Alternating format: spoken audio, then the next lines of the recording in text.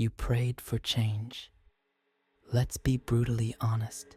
It was more than just a quiet wish. It was a silent scream coming from the very depths of your being, from a place where no strength to pretend remains. You knelt in your quiet, moonlit room while the world slept, or screamed into a pillow so no one would hear your despair. You looked at your reflection in the dark screen of your phone and did not recognize the tired, tormented person with extinguished eyes. You begged the universe, God, life itself, anyone who could hear you, to give you a sign, to move this heavy, cold stone from your soul, to break this invisible cage of must, should, and that's how it's supposed to be. And then it began. Not as you imagined, not with fanfares or miraculous enlightenment. It crept up quietly, almost imperceptibly. At first, it was just a quiet, nagging discomfort, irritation at nothing, at your loved ones, at yourself. Conversations with people you thought you loved suddenly became superficial, empty, as if you were speaking different languages about the weather while a hurricane raged inside you. What once brought joy, hobbies, meeting friends, favorite music, stopped bringing even a shadow of former pleasure. You did the same things, but inside you was cotton wool. Then a crack began to spread through the very foundation of your life. It spread like in slow motion, exposing the lies that everything rested upon. Relationships that seemed impregnable fortresses, where you felt safe, suddenly crumbled to dust because of a careless word, a missed emotion. And this dust exposes years of silence, compromises, and the betrayal of yourself. You suddenly clearly see that you lived not with a real person, but with an image you invented yourself. The job that gave you status, money, and an illusion of stability turned into a personal torture chamber. You sit in meetings, nodding, looking at numbers in reports, and feel nothing but a dull, growing disgust for this senseless game. Confidence in tomorrow, that warm, cozy support, has turned into a thick, viscous, almost tangible fog. You wake up in the morning, and the first thought is not, what will I do today? But how will I survive today? Waves of inexplicable, animalistic longing, such penetrating existential loneliness, cover you, chilling inside even when you're in a crowd. And the scariest thing is the feeling that you've lost yourself. As if someone erased your personality, your desires, your dreams, and only a trembling, frightened, naked void remains. And what do you do at this moment? At the moment when the ground disappears under your feet, when everything you believed in turns out to be a house of cards, you begin to pray even harder, more desperately. But now your prayers have changed. It's no longer a request for strength and clarity. It's a plea for mercy. God, please stop this. I can't take it anymore. I can't cope. Universe, I asked for changes for the better, not this total burned to the ground destruction. Please, let everything return to how it was. I was wrong.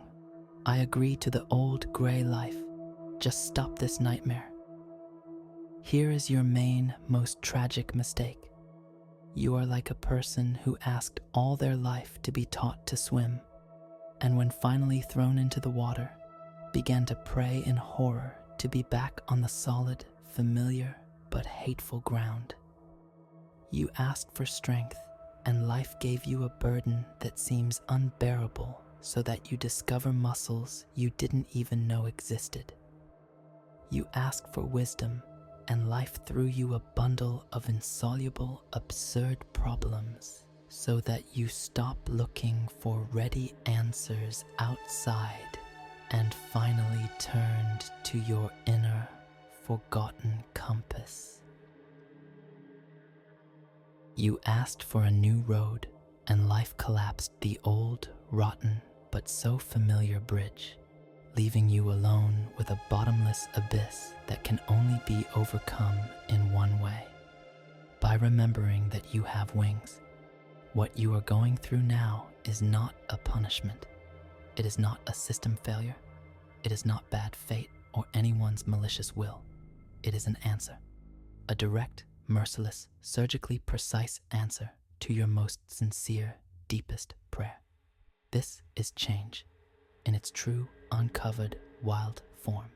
It does not come with gentle light and angels singing, as shown in cheap spiritual movies. It comes as a storm that tears the roof off your house, not to leave you homeless, but so that you can finally, damn it, see the stars. Stop praying for the storm to end. Start learning to dance in the rain. Start surviving, but forget everything you knew about this word. Surviving does not mean gritting your teeth and enduring curling into a ball while everything ends, hoping that one day the sun will shine again. This is a victim strategy, a strategy of a trapped beast. Your task is not to be a victim of this storm. Your task is to become it. Surviving means first and foremost to stop desperately clinging to the debris of the old life carried away by the merciless stream. Stop rereading old messages and calling those who have long ceased to be your friend, just out of sticky fear of being alone. Stop holding on to a job that slowly kills you just because it pays your bills and gives an illusion of significance. Stop wearing the mask of a good guy or strong woman that has grown onto your face and suffocates you at night. Stop trying to glue together a broken cup, pretending it can still hold water. Find the courage to admit it is broken, irreparably. Find the courage to feel the sharp pain of each shard. Mourn it. Mourn all your hopes tied to it. And move on with empty, bloody, but finally free hands. Surviving means discovering within yourself nearly superhuman courage to remain alone with yourself in the very epicenter of this chaos. This is the most terrifying stage, which weeds out 99% of people when all the roles, masks, goals, and meanings you invented fall away. Only the ringing, deafening, all-consuming emptiness remains. This is not the pleasant meditative emptiness written about in Zen books. This is a black hole that sucks in the remnants of your personality with a deafening roar. Most people run from it, headlong. They plunge into new, even more toxic relationships. Alcoholism, drugs, workaholism, binge-watching, endless scrolling, anything to avoid hearing this deafening silence inside. Your task is to stay. Do the scariest thing. Sit right at the center of this black hole. Close your eyes and listen. Because it is in this emptiness, in this informational silence, in this total reset that your true voice is born. What remains when all the superfluous, invented, foreign is gone? That is you, your essence, your source code. Surviving means accepting the fact that you have no idea what will happen next, completely and totally abandoning humanity's sweetest illusion, the illusion of control. Your mind, trained for years to make plans, calculate risks, and chart routes, will writhe in agony. It will demand guarantees. It will demand maps. It will demand step-by-step instructions. It will paint the scariest pictures of the future, screaming with primeval terror at uncertainty. And you must learn to look at this inner panic as if it were a weather forecast and say, I see you. I hear you, but I do not know what will happen, and that's okay. Strength is born not when you control the situation, but when you can endure complete lack of control without breaking inside. When you take a step into dense, impenetrable fog, trusting not your eyes, but only the inner feeling of the ground beneath your feet. This is exactly the change you prayed for. It is a process of shedding old skin, and it is always bloody, painful, and outwardly ugly. You will feel unbearably vulnerable, naked, lost. You will feel like you are moving backward, that you have ruined everything, that you are weaker than ever. This is the greatest lie. These are the death throes of your old self that does not want to die. Your ego, your internal controller, your longtime jailer, will scream that you are in mortal danger, that you need to urgently bring everything back, find a compromise, apologize. Do not listen to it. It protects its own life, its power over you, not your true essence. And now, a short pause. If these words resonate deep inside you, if they sound like a harsh but long-awaited truth you were afraid to admit, subscribe. Let this be not just a click, but a way to continue this difficult but honest conversation.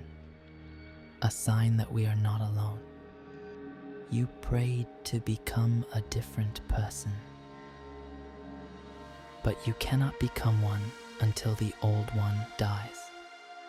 And now you are right in the middle of its prolonged funeral procession, and you are the main mourner. So allow yourself this grief in all its fullness.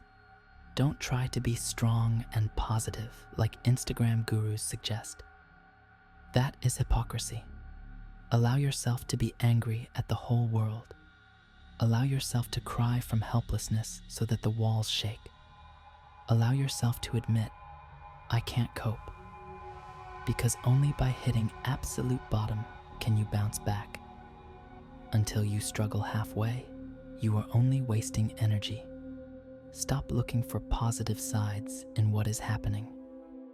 There are no positive sides in a burning house. The task is to get out of it, not admire the patterns of the flames.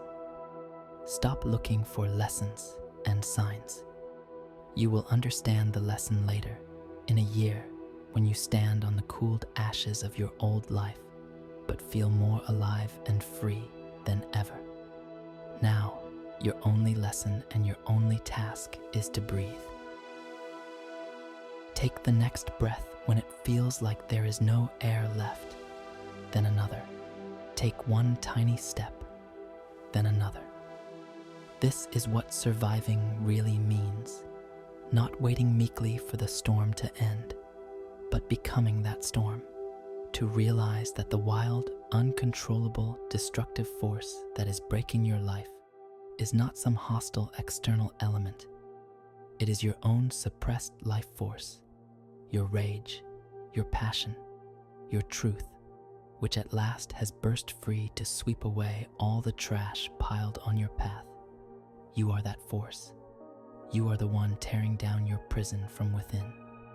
Accept this wild, primordial energy of change as your own. Don't fight it. Become it. Direct it. The force that is breaking your life right now is the very force capable of creating a new one. It is the same energy. The only question is whether you resist it, making it smash everything chaotically and mercilessly, or whether you become its conscious conduit, channeling its crushing power to the creation of a new world, your world. Your prayers were heard. The answer came. It just doesn't look like the beautiful postcard you expected. It is bigger, scarier, and infinitely more real. It requires from you not faith, but courage. Stop praying for change. Start living the one that already exists.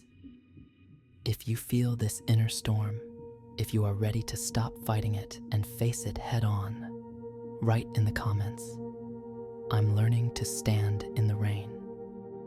Let this not be just a phrase. Let it be your personal anchor in the very heart of the storm. Your acknowledgement of reality. Your first, hardest step. Nobody